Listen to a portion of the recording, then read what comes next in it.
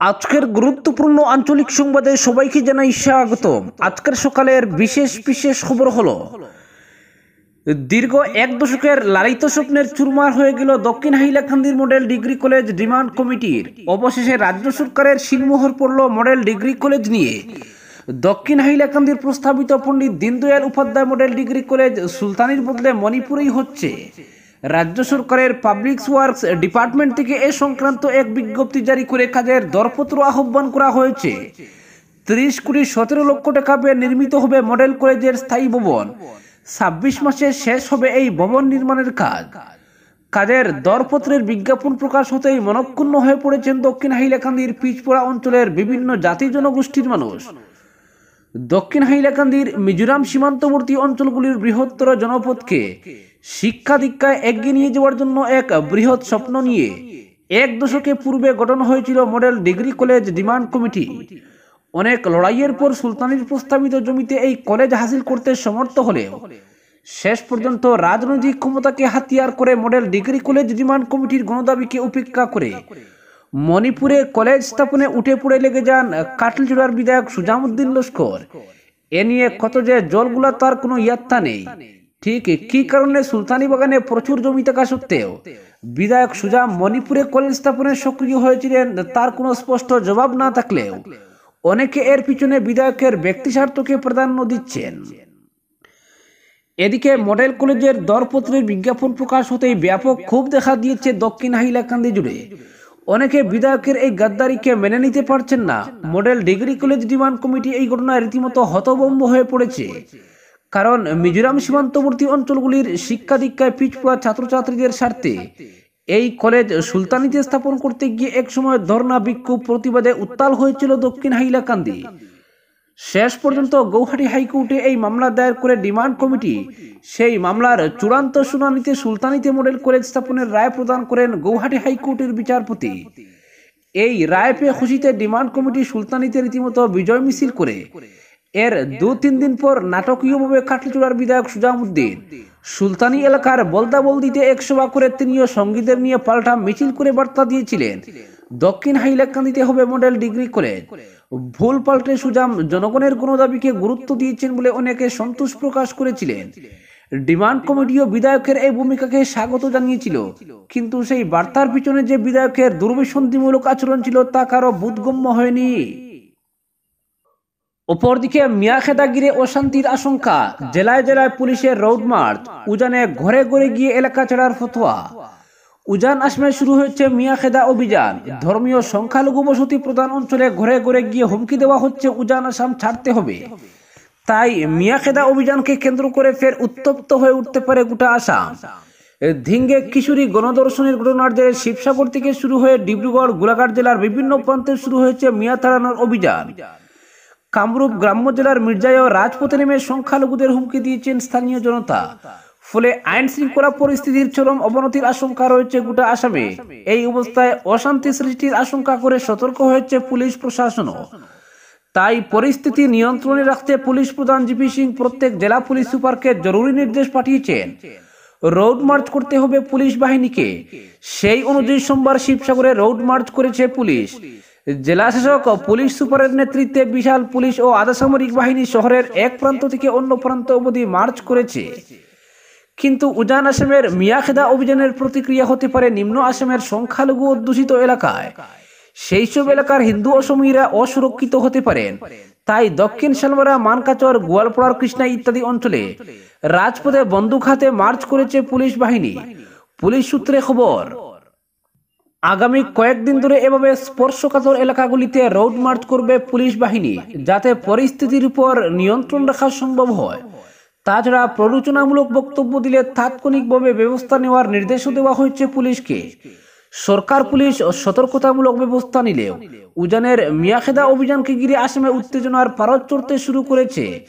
ধিঙ্গে কিশোরী গণধর্ষণের ঘটনায় বঙ্গীয় মূলের মিয়া মুসলমান যুবক জড়িত থাকাকে কেন্দ্র করে প্রথমে শিবসাগরে মিয়াখেদা অভিযানের ডাক দেওয়া হয়। সেখানে বিভিন্ন উপজাতি ও খিলঞ্জিয়া গোষ্ঠীর 30টি সংগঠন একত্র হয়ে হুমকি দেয়, 1 সপ্তাহের মধ্যে মিয়াদের উজান আসাম ছাড়তে হবে। কোথাও কর্মরত কিংবা কাজে নিয়োজিত রইলেও তাদের উজান আসাম থেকে চলে যাওয়ার ফরমান জারি করা হয়। উপজাতি ছাত্র নেতাদের আশঙ্কা, নিম্ন আসামের পরিস্থিতি উজান আসামে চড়াতে সময় লাগবে না, তাই আগে থেকে মিয়াদের সরানো উচিত। তারপর থেকে আটাশুর নেতা কর্মীরা জেলার বিভিন্ন স্থানে সংখ্যালঘু বসতি এলাকায় গিয়ে উজান আসাম থেকে তাদের সরে যাওয়ার ফতোয়া দিচ্ছেন। মিয়াদের ঘর ভাড়া দিয়েছেন যারা, তাদেরও জানিয়ে দেওয়া হয়েছে ভাড়া থাকা লোকদের হটাতে হবে। সেখান থেকেই সূচনা। তারপর মিয়ার বিরুদ্ধে অভিযান চড়িয়েছে উজানের অন্য জেলাতেও। ডিব্রুগড় জেলার মোরানেও রবিবার রাতে সংখ্যালঘুদের বসতি এলাকায় গিয়ে সরে যাওয়ার হুমকি দিতে দেখা গেছে আটাশুর ছাত্র নেতাদের। তবে বেঁধে দেওয়া এক সপ্তাহের সময়সীমার মধ্যে 3 দিন কেটে গেছে ইতিমধ্যেই। এখনো কোনো স্থান থেকে অপ্রীতিকর ঘটনার খবর আসেনি।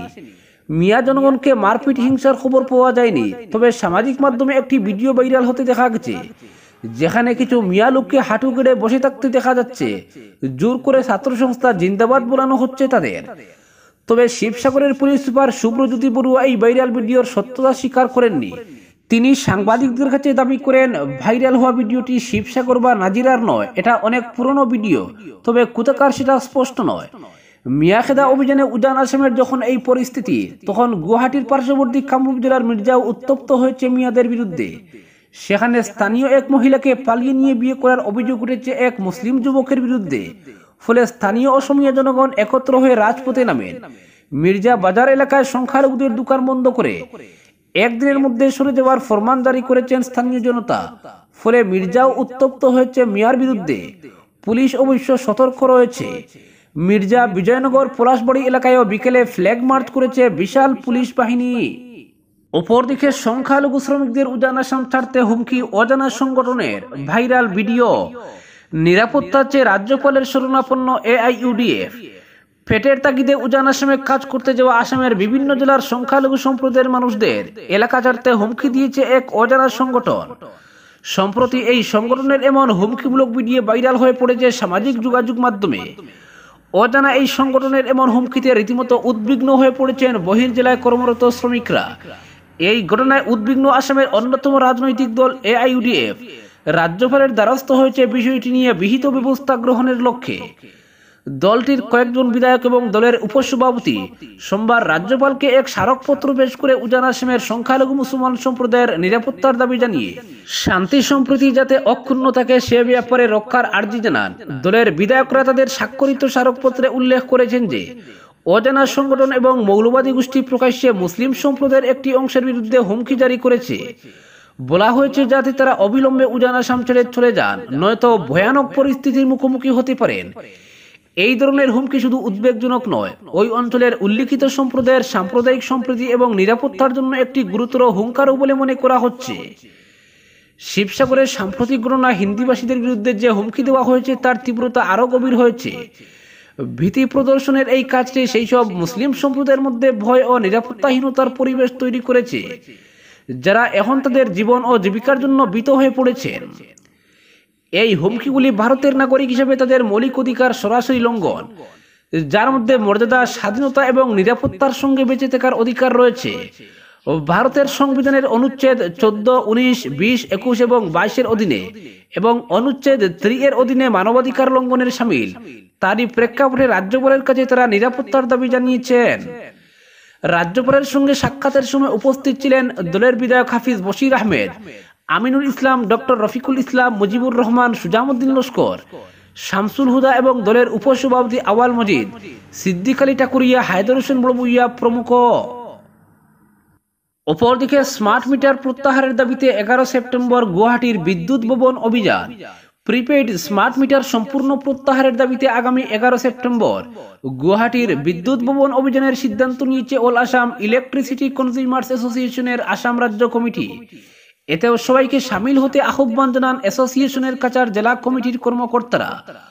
সোমবার শিলচরের ইটখোলায় অল আসাম ইলেকট্রিসিটি কনজিউমার্স অ্যাসোসিয়েশনের কাছাড় জেলা কমিটির এক সভায় গোটা রাজ্যে স্মার্ট মিটার বাতিলের দাবিতে গড়ে ওঠা আন্দোলনের প্রতি সংহতি প্রকাশ করা হয় এবং আগামী 19 সেপ্টেম্বর শিলচরে স্মার্ট মিটার সম্পূর্ণ প্রত্যাহারের দাবিতে বিদ্যুৎ গ্রাহক সমাবেশ ও মিছিলের সিদ্ধান্ত গ্রহণ করা হয়। নির্মল কুমার দাসের সভাপতিত্বে পরিচালিত সভায় সংগঠনের বিভিন্ন পদাধিকারী যথাক্রমে দীপঙ্কর চন্দ্র, কমল চক্রবর্তী, সঞ্জীব রায়, আদিমা মজুমদার, রঞ্জিত চৌধুরী, গৌরাঙ্গনাথ, চম্পালাল দাস, অঞ্জন কুমার চন্দ্র, বন্দিতা ত্রিবেদী, খাদেজা বেগম লস্কর প্রমুখ বলেন।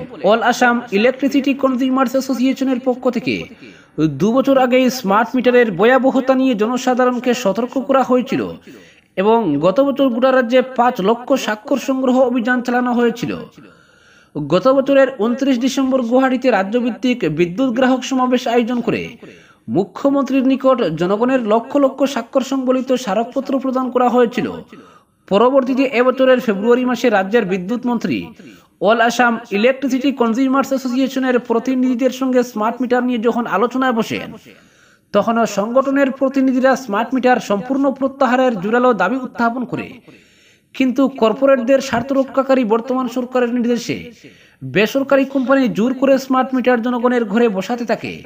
জনগণ প্রথমে এর ভয়াবহতার বিষয়ে বুঝতে না পারলে বর্তমানে উপলব্ধি করতে পারছেন যে এই যন্ত্র কিভাবে জনসাধারণকে ডিজিটাল লুণ্ঠন চালাচ্ছে। তাই জেলা কমিটির পক্ষ থেকে জেলার বিভিন্ন স্থানে স্বতঃস্ফূর্তভাবে স্মার্ট মিটারের বিরুদ্ধে গড়ে ওঠা আন্দোলনকে আরো শক্তিশালী রূপ দিতে আগামী 19 সেপ্টেম্বর শিলচরে বিশাল জমায়েত ও মিছিলের আয়োজনের ঘোষণা করেছে। এছাড়াও সভায় উপস্থিত সংগঠনের আসাম রাজ্য কমিটির অন্যতম আহ্বায়ক হিল্লুল ভট্টাচার্য বলেন, স্মার্ট মিটারের বিরুদ্ধে গোটা রাজ্যে তীব্র আন্দোলন শুরু হয়েছে। মুখ্যমন্ত্রী আন্দোলনের তীব্রতা অনুধাবন করতে পেরে বলেছেন যে পুরনো ডিজিটাল ও স্মার্ট মিটার একই ধরনের বিল প্রদান করে। তাহলে প্রশ্ন হচ্ছে, কেন বছর কয়েক আগে লাগানো ডিজিটাল মিটার পরিবর্তন করে স্মার্ট মিটার বসানো হচ্ছে? স্মার্ট মিটার যে বিদ্যুৎ বিতরণ ব্যবস্থাকে ব্যক্তিগতকরণ ঘটানোর প্রথম পদক্ষেপ, তা মুখ্যমন্ত্রী আড়াল করছেন বলে অভিযোগ তুলেন কাছাড় জেলা কমিটির কর্মকর্তারা। আজকের বিশেষ সংবাদ এখানেই সমাপ্ত।